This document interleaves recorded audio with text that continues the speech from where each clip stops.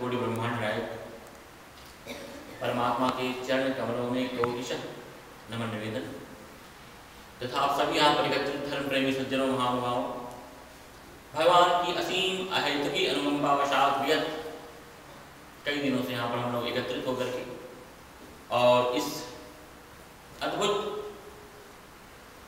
परम भागवत इस ग्रंथ के द्वारा इसकी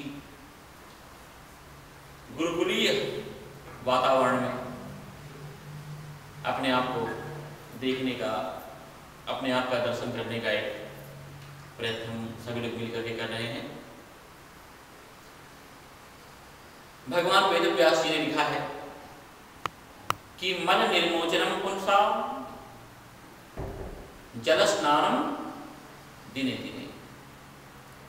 जैसे किसी व्यक्ति के वस्त्र मलिन हो जाते हैं बाहर जाकर के और फिर जब व्यक्ति अपने घर पे वापस लौटता है तो काफी कुछ गंदगी लेकर के हम वापस लौटते हैं, लेकिन जल में स्नान करने पर वो जो गंदगी है, जो मलिनता है, यथावत उससे हम शुद्ध होकर के और पहले की तरह हो जाते हैं।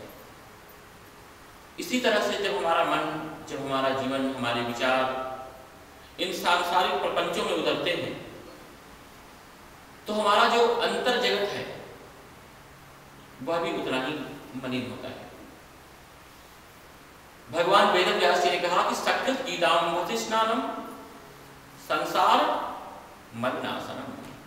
परंतु अगर व्यक्ति एक बार भी इस भगवत गीता के सरोवर में, भगवत गीता की इस भागीरथी में, गंगा में, जल में अगर स्नान कर ले तो फिर जन्म जन्मांतर के लिए उसके अंतःकरण में, उसके जीवन में विशुद्धि, निर्मलता, स्वच्छता आकर के सदा सदा के लिए प्रतिष्ठित हो जाती है और फिर सही अर्थों में हम परमात्मा के अधिकारी बन पाते हैं। वरना नहीं तो परमात्मा ने भगवत गीता में कुछ इन प्रकार के ऐसे लोगों को ईश्वर तत्व का अधिकारी माना ही नहीं है। भगवान ने कहा कि हे कुंती नंदन नमाम दुष्कृतिनो मूढ़ा। जो दूषित कर्म करने वाले लोग हैं, देखो कर्म तो जब हमारे व्यवहार में, हमारे जीवन में, हमारे आचरण में जब प्रकट होता है तब दिखाई पड़ता है, लेकिन सही अर्थों में कर्म का जो मूल सूक्ष्म रूप है वो तो हमारी वृत्तियों में छिपा हुआ है।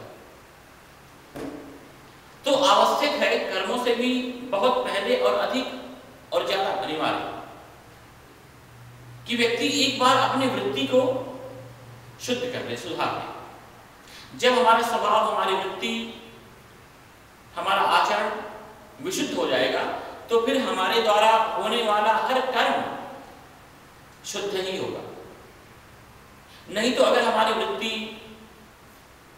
अंदर से, हम इंटरनल, हमारा उद्देश्य, हमारा इंटेंशन अगर शुद्ध नहीं रहा तो बाहर से अगर हम अच्छा कर्म भी करेंगे तो वो भी एकमात्र दंभ होगा, हिपोक्रेसी होगी और कुछ ज्यादा नहीं। तो जो आंतरिक जगत है, जो हमारा होनापन है, जो हमारे होनेपन का जो एग्जिस्टेंस है, जो हमारा अस्तित्व है, भगवत गीता जो है उसको उसकी समग्रता में एकदम शुद्ध बना देती है और जिससे कि पूरा का पूरा हमारा जो जीवन है ना वह विशुद्ध हो जाता है। तो भगवान ने कहा कि नमाम दुष्कृतिनो, जो दूषित कर्म करने वाले लोग हैं। अब दूषित कर्म करने का मतलब ऐसा कर्म जो हमारे स्वभाव के अनुकूल नहीं हो। भगवत गीता में एक स्थान पर अर्जुन ने भगवान से पूछा है कि हे परमात्मा किमध्यात्म, अध्यात्म किसको कहेंगे? क्योंकि हमारी संस्कृति में, हमारी परंपरा में, हमारी सभ्यता में तो धर्म के ऊपर इतनी बातें हुई हैं, इतनी बातें हुई हैं, इतना कहा गया, इतना सुना गया, इतना लिखा गया, बहुत ज्यादा। तो वास्तव में धर्म या अध्यात्म है क्या? कई बार इस शब्दों के माया जाल में उलझ करके धर्म की मौलिकता से हम बहुत अलग हट जाते हैं। इसलिए आद्यगुरु शंकराचार्य ने लिखा है कि शब्द जालम महारण्यम चित्त भ्रमण कारणम। जो शब्द का जाल है ना, ये इतना भयंकर जंगल है कि एक बार व्यक्ति इसमें फंस गया तो खो जाने वाला है। और बड़े बड़े लोग खो गए हैं, उनका पूरा का पूरा जीवन जो है वो वाद विवाद में ही निकल गया। इतनी जटिलता है जीवन की। देखो कितनी करुणा है कि जब तक ये जीवन हमें समझ में आता है ना कि जीवन क्या है, तब तक जीवन पूरा हो गया होता है। तो भगवान ने कहा कि बहुत ज्यादा इस तरह से भटकने की, रुकने की, अटकने की आवश्यकता नहीं है। नरसिंह मेहता ने भी कहा है अपने गुजराती पद में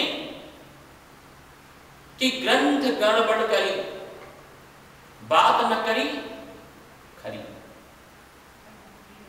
ग्रंथों ने बड़ा उलझन पैदा कर दिया है। तो भगवान ने बहुत ही संक्षेप में धर्म और अध्यात्म की उसकी रियलिटी को बताते हुए उसका ओरिजिन कहां है, भगवान ने कहा कि पार्थ स्वभावो अध्यात्म मुच्यते। व्यक्ति का जो मूल स्वभाव है, व्यक्ति की जो मौलिकता है, वही अध्यात्म है, वही धर्म है।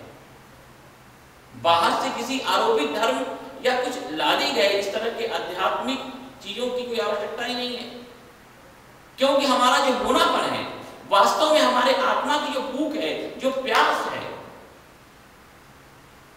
धर्म तो अंदर से इनबिल्ट हम लेकर के आए हैं। बाहर से कुछ हमें सीखने की आवश्यकता थोड़ी है। ये तो सत्संग इसलिए है कि वो चीजें जो हमारे अंदर पड़ी हुई हैं वो हमें याद आ जाए। देखो पूरी गीता सुनने के बाद अर्जुन ने यही कहा कि नष्टो मोह, मेरा मोह नष्ट हो गया और स्मृति लब्धा, मैं जो भूल गया था, विस्मृत हो गया था, स्मृति वापस आ गई। नष्टो मोह स्मृति लब्धा तत्प्रसादान। लेकिन ये सब हुआ कैसे?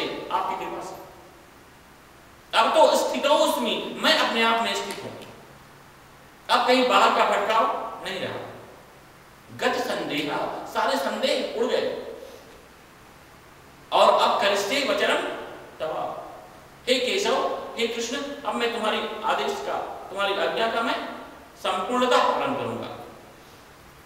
तो भगवान ने कहा कि जो स्वभाव है हमारा, जो खुद का जो होनापन है,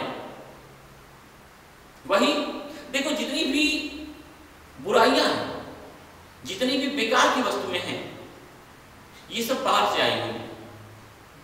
और अच्छाइयां जो है वो हम लेकर के आए हैं, लेकिन मात्र अपने अंदर उतर करके उन थोड़ी अच्छाइयों को, वो जो डिवाइन प्रॉपर्टीज परमात्मा के हमारे अंदर हैं, उनको थोड़ा सा हमें जागृत करना है, थोड़ा सा उन्हें मात्र जगाना है। लेकिन जब तक हम संसार के साथ अपने आप को जोड़े रहेंगे, तब तक ये जो आसुरी संपदाएं हैं, जो बुराइयां हैं, जो राक्षसी स्वभाव है, ये हम पर हावी रहेगा। तो भगवान ने कहा कि नमाम दुष्कृतनो मूढ़ा, जो मूढ़ लोग हैं, जिनको उनके जीवन का पर्पस पता ही नहीं कि जीवन किस लिए मिला है। कभी आप भी अपने आप से पूछ करके देख लो कि वास्तव में इस जीवन का पर्पस क्या है? बस केवल खाना पीना सो जाना, या संसार में कुछ वस्तुओं का प्राप्त कर लेना, हासिल कर लेना, या आज तक जिन जिन चीजों को हमने प्राप्त किया, जिनके लिए हम दौड़ते रहे, भागते रहे, या जिन चीज को हमने जीवन की बहुत बड़ी उपलब्धि मानी, क्या उन्हीं चीजों की प्राप्ति पर हमारा जीवन पूरा हो जाता है? तो भगवान ने कहा नमाम दुष्कृतिनो मूढ़ा प्रपद्यन्ते नराधमा, जो नराधम लोग हैं, मनुष्यों में जो फोर्थ क्लास के हैं, वो भगवान को नहीं पा सकते। फोर्थ क्लास का मतलब कि जिनके मत में, जिनके मति में, जिनकी बुद्धि में केवल भोगों की ही प्रधानता है, वो भोगों को ही